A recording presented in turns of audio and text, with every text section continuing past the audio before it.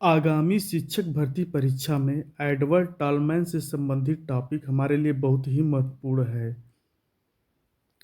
अतः आज का हमारा टॉपिक एडवर्ड टॉलमैन से संबंधित है। एडवर्ड टॉलमैन एक महान मनोवैज्ञानिक थे। इन्होंने अपना प्रयोग चूहों पर किया था। एडवर्ड टॉलमैन का सिद्धांत व्यवहारवादी एवं संज्ञानात्मक सिद्धांतों का अनोखा मिश्रण है। अर्थात टॉलमैन का जो सिद्धांत है वह व्यवहारवादी एवं संज्ञानात्मक सिद्धांतों का मिला-जुला स्वरूप है। एडवर्ड टॉलमैन के अधिगम के सिद्धांतों को हम निम्न नामों से भी जानते हैं, जैसे चिन्ह अधिगम का सिद्धांत, दूसरा है अव्यक्त अधिगम का सिद्धांत, तीसरा है स्थान अधिगम का सिद्धांत, चौथा है उद्दीपक निष्पादन अधिगम का सिद्धांत, पांचवा है संज्ञानात्मक मानचित्र सिद्धांत। अब हमें इनके सिद्धांतों को रटना नहीं है, बल्कि ट्रिक और चित्र के माध्यम से भली भांति समझते हुए आगे बढ़ना है, ताकि परीक्षा में आए हुए प्रश्न को हम आसानी से सॉल्व कर लें। टॉलमैन ने जो सिद्धांत दिया था उसे भूल भुलैया सिद्धांत कहते हैं। इस सिद्धांत में उन्होंने चूहों के वर्गों में बांटकर अपना प्रयोग किया था। उन्होंने चूहों को 3 समूहों में विभाजित किया था, जैसे ए समूह में, बी समूह में एवं सी समूह में, तथा अपने प्रयोग में इन्होंने 17 दिन लिए थे। यहाँ हम चित्र को ध्यान से देखते हैं और भली भांति इसको समझने का प्रयास करते हैं। यहाँ चूहों का एक समूह है और एक भूल भुलैया रास्ता है, जिसके रास्ते पर पहुंचने से उन्हें भोजन की प्राप्ति होगी। अब हम देखते हैं कि टॉलमैन ने अपना प्रयोग में क्या क्या किए थे और उस प्रयोग से क्या क्या निष्कर्ष निकले हैं। इसे हम भली भांति समझेंगे, तभी हम इनके सिद्धांतों को अच्छी तरह से समझ पाएंगे और हमारे दिमाग में वो हमेशा के लिए बैठ जाएगा और हम कभी उसे भूलेंगे भी नहीं। यहाँ टॉलमैन ने अपने भूल भुलैया सिद्धांत में कहा है कि ए समूह के चूहों को प्रतिदिन भोजन दिया जाता है तथा जिसे सरल रास्ता के माध्यम से वह आसानी से भोजन तक पहुंच जाते हैं ए समूह के। वहीं बी समूह के चूहों को कभी भोजन दिया जाता है तो कभी नहीं दिया जाता है। वहीं सी समूह के चूहों को लगातार 10 दिन तक भोजन नहीं दिया जाता है एवं 11वें दिन से भोजन देना स्टार्ट किया जाता है। इन प्रयोगों से जो निष्कर्ष निकल कर आया हमारे सामने वो ये है कि रास्ता बदलने पर ए समूह के चूहों को समस्या आती है,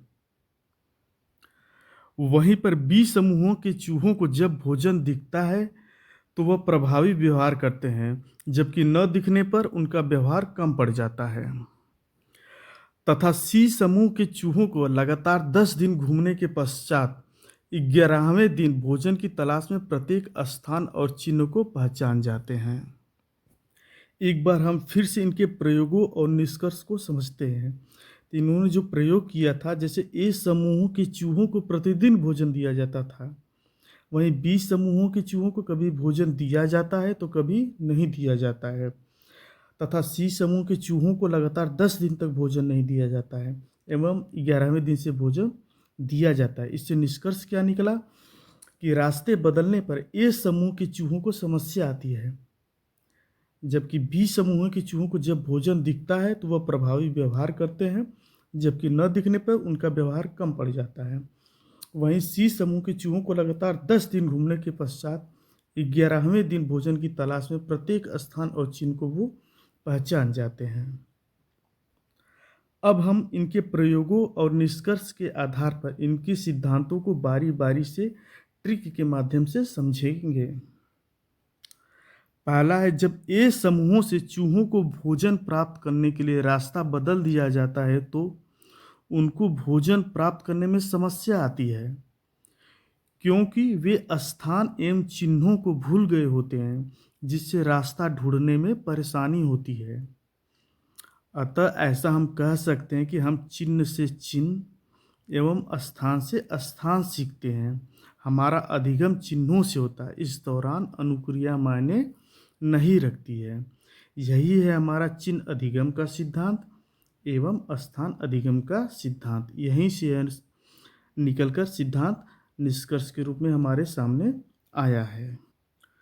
दूसरा है, बीज समूह के चूहे तभी प्रभावी व्यवहार करते हैं जब उनके सामने भोजन रूपी उद्दीपक रखा रहता है। अर्थात अधिगम जो है वो उद्देश्य पूर्ण होता है। यही है उद्दीपक निष्पादन अधिगम का सिद्धांत। अगर उद्दीपक सामने रहेगा तभी प्रभावी व्यवहार होगा।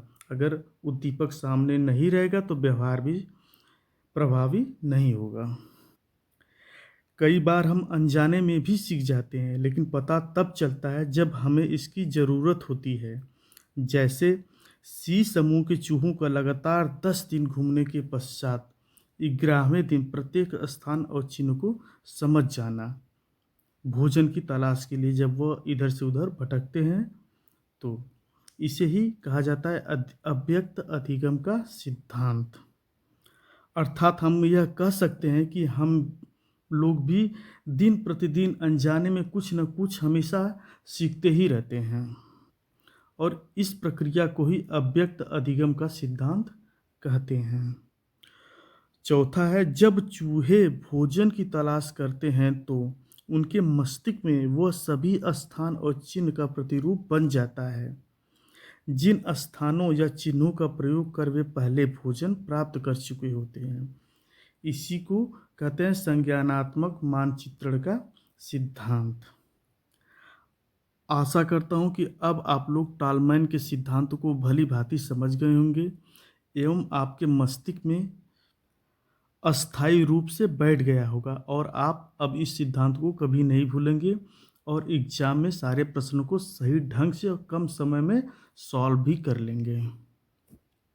एडवर्ड टॉलमैन से संबंधित प्रमुख तथ्य: अधिगम में पुरस्कार देने से व्यवहार मजबूत हो जाता है, जबकि पुरस्कार ना मिलने पर अधिगम लुप्त हो जाता है। वहीं प्राणी जो सीखने की प्रक्रिया के दौरान उद्दीपकों के बीच परस्पर अर्थ संबंधों को स्थापित करना चाहता है। यह सिद्धांत व्यवहारवाद और गेस्टाल्टवाद का मिश्रण है।